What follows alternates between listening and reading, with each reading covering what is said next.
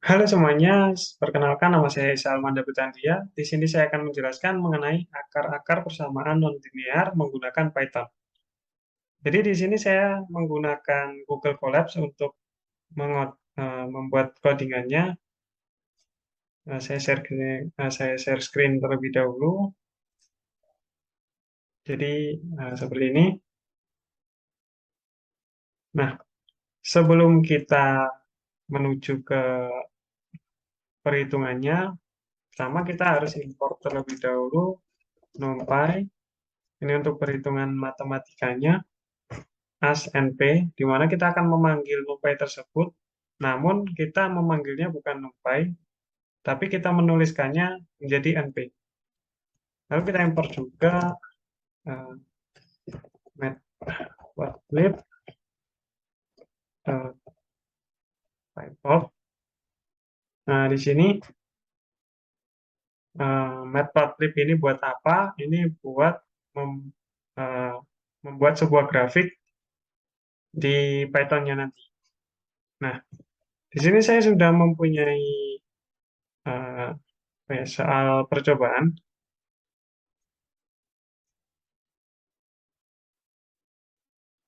Jadi kita tuliskan terlebih dahulu untuk X-nya. X-nya saya mempunyai X itu di antara negatif 2 sampai dengan 4. Maka kita harus eh, mencari nilai-nilai yang ada di antara dua angka tersebut.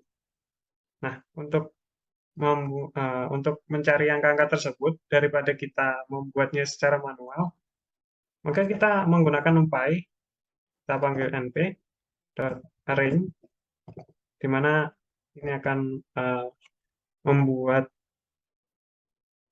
eh, mengeluarkan angka-angka yang ada di antara itu. Jadi antara negatif 2 sampai dengan 4. Nah, kalau kita print X-nya, maka akan keluar angka-angka yang ada di antara itu. Itu antara negatif 2, 1, negatif 1, 0, 1, 2, 3.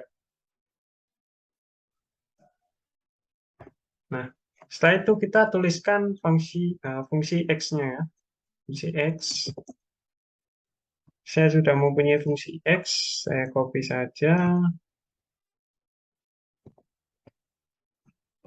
Nah, seperti ini. Untuk di Python sendiri, ini kan X pangkat 4. Jadi, kita harus buat kalinya ada 2 untuk membuat pangkat.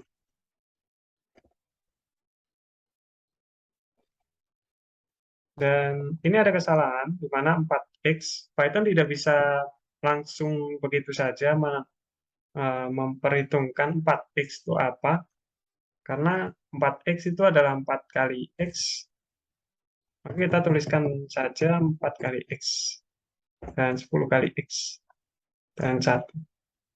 Oke, nah setelah itu kita bisa mengeluarkan hasil dari fungsi X tersebut, seperti ini.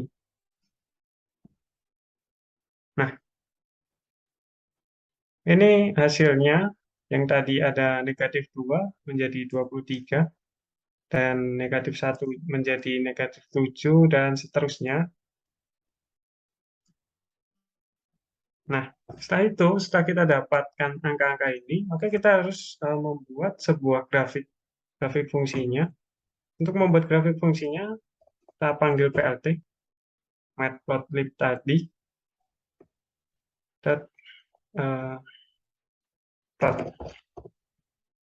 Nah, di sini diisi apa? Di sini diisi dengan X dan fungsi X-nya. Ini dan kita berarti dot show. Ini untuk mengeluarkan grafiknya. Nah, grafiknya menjadi seperti ini. Namun karena uh, angka-angkanya tadi sangat sedikit, jadi titik-titiknya yang ada di grafik juga sangat sedikit, menjadikan ini jadi lebih tajam ya. Nah, untuk membuat ini menjadi tidak tajam seperti ini, maka kita harus membuat lebih banyak titik di sini. Nah, untuk membuatnya kita tambahkan saja. Di sini kita buat 0,01, di mana jarak antara satu angka dengan angka lain adalah 0,01. Yang tadi kan defaultnya 1. Jadi antara negatif 2 ke negatif 1 kan cuma 1. Karena defaultnya 1. Nah, ini jaraknya menjadi 0,01. Kita run lagi. Nah, kita mendapatkan grafik yang lebih baik lagi ya. Lebih mulus. Oke, untuk ini kita kan tidak tahu nih bagian bawah sama bagian sebelah kiri itu apa. Nah, kita untuk membuat hal itu kita bisa membuatnya menjadi X eh, label. Jadi kita kasih label di bagian X-nya adalah X dan di bagian Y labelnya, Y label itu yang sebelah kiri yang ke atas, kita bikin fx fungsi X. Ini. Oke, kita run lagi. Nah, seperti ini. Jadi kita bisa mengetahui yang mana X-nya dan yang mana hasil dari fungsi X-nya. Nah, karena di sini kita harus menduga-duga ya, menduga di mana negatif 5 ini garisnya kemana, daripada menduga seperti itu, maka kita bisa menggunakan grid. Kita nyalakan gridnya, dan kita mendapatkan garis bantu. Nah, setelah kita dapatkan garis bantu ini, di sini saya akan mencari nilai fx yang sama dengan 0. Jadi di sini fx sama dengan 0, sebelah kiri, hasil fx-nya, kita tarik garis dari 0, ini sudah ada garis bantunya. Kita mendapatkan 4 titik ya di sini. 1, 2, 3, dan 4 untuk fx sama dengan 0. Nah, kita kan masih menduga ya, fx sama dengan 0 yang pertama ini ada di antara negatif 2 sama negatif 1. Nah, kita cari nilai x-nya, nilai asli x-nya, di mana ini hasil fx-nya menjadi 0. Nah, untuk melihat itu, kita tambahkan lagi, kita xlib. Jadi kita xlim, tadi kan kita ingin yang pertama ini ada di antara negatif 2 sampai dengan negatif 1. Nah, maka kita tuliskan negatif 2 dan negatif 1. Nah, itu, dan di sini kita dapatkan grafik seperti ini ya, melengkung, dan nolnya ada di antara negatif 1,6 dan negatif 1,4. Oke, kita dekati lagi, 1,6 dan 1,4. Oke, kita dekatin lagi. Nah, di sini kita bisa dapatkan grafik lagi yang lebih rinci, namun kita masih belum bisa melihatnya. Ini masih lumayan jauh, jadi kita dekati lagi, 1,5 sampai dengan 1,475. 1,475 ya.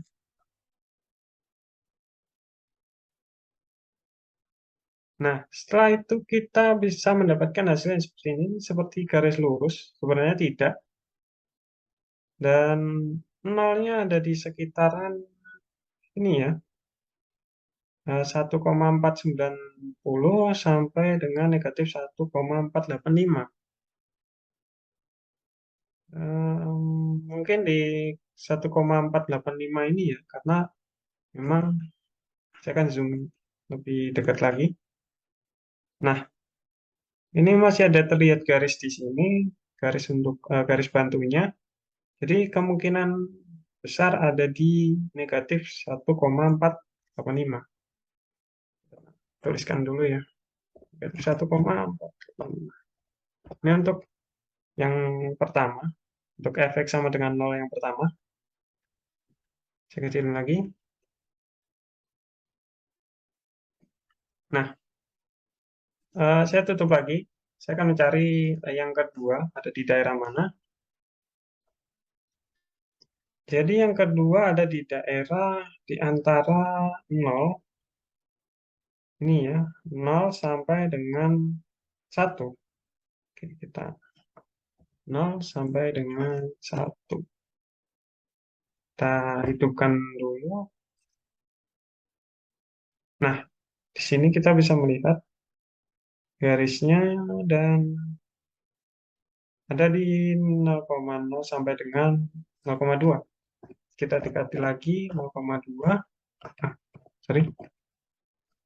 Oke.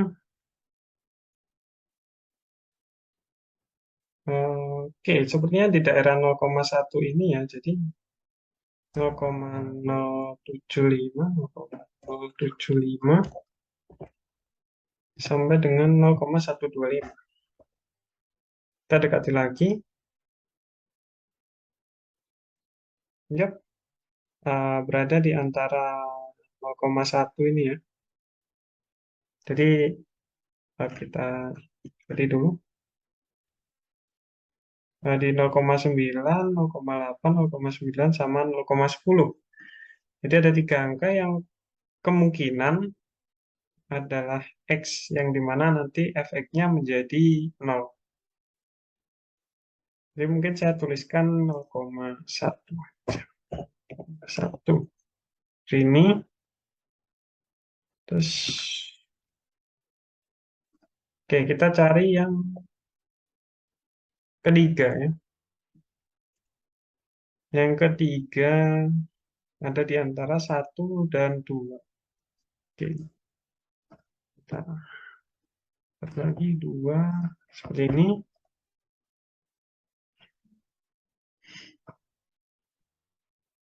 Di sini ada di 1,8 sampai 1,8.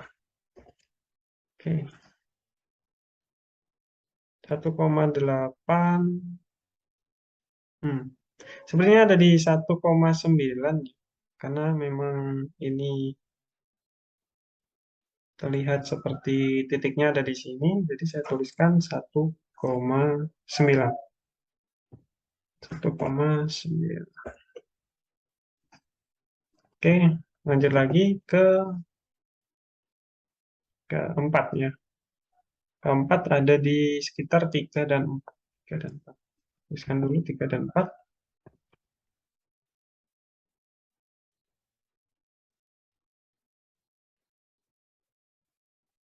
Di sini ada di 3,4 dan 3,6. 3,4 dan 3,6. Oke.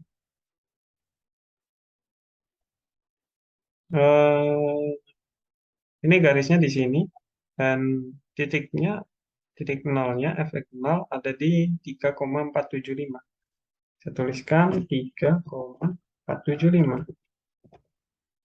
Nah, kita sudah mendapatkan 4 angka. Oke, kita sudah mendapatkan 4 angkanya.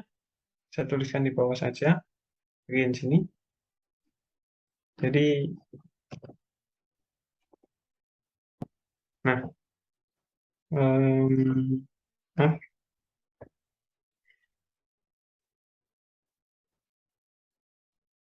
oke. Jadi di sini kita mendapatkan untuk yang pertama,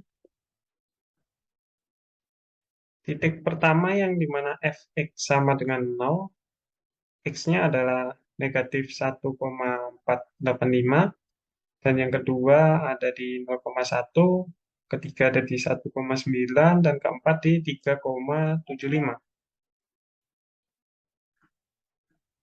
Oke, selanjutnya kita cari nilai-nilai 4 nilai ini. dengan metode biseksi ya. Oke, bentar, di bawah.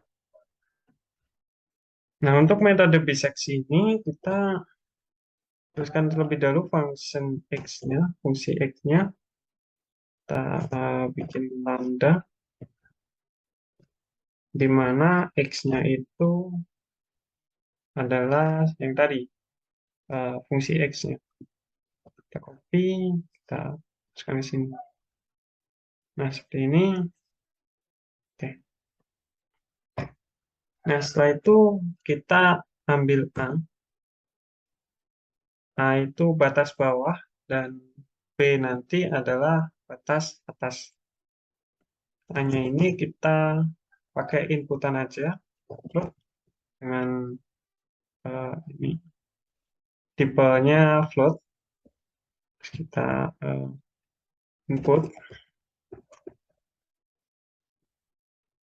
terus memasukkan ini.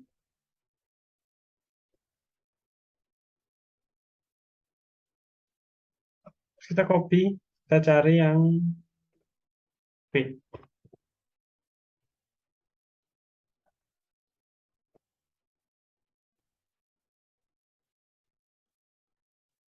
Nah, setelah itu kita bikin jika si fx A ini dikalikan dengan fx fx b, dan ini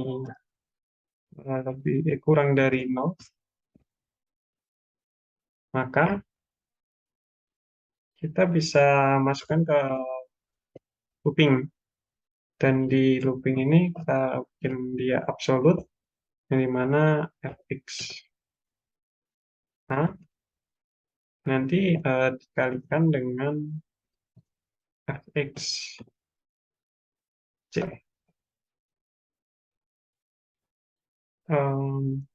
Sorry, fx b. Nah, ini akan lebih dari 0,00001. Nah, seperti itu.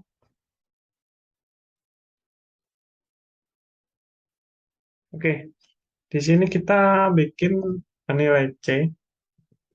Nilai C-nya adalah kita bikin A plus B, nanti dibagi dengan 2. Oke, kita masuk ke ini percabangan, di mana jika si fx A ini dikalikan dengan fx c, ini kurang dari 0,0, maka B sama dengan C. Jika tidak, maka A sama dengan C. Nah, setelah itu kita print.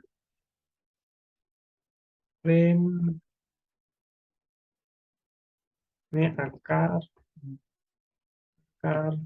persamaan adalah persen F. Karena tipe datanya float, jadi kita bikin persen F. Di sini persen lagi, dan C. Ini adalah nilai yang akan dikeluarkan di F ini tadi. Nah, jika tidak masuk ke dalam ini tadi, percabangan atas, yang dimana fx-nya dan fx-a dikalikan dengan fx-b, dan itu kurang dari 0, jika lebih, maka kita akan masuk ke else. Maka else-nya,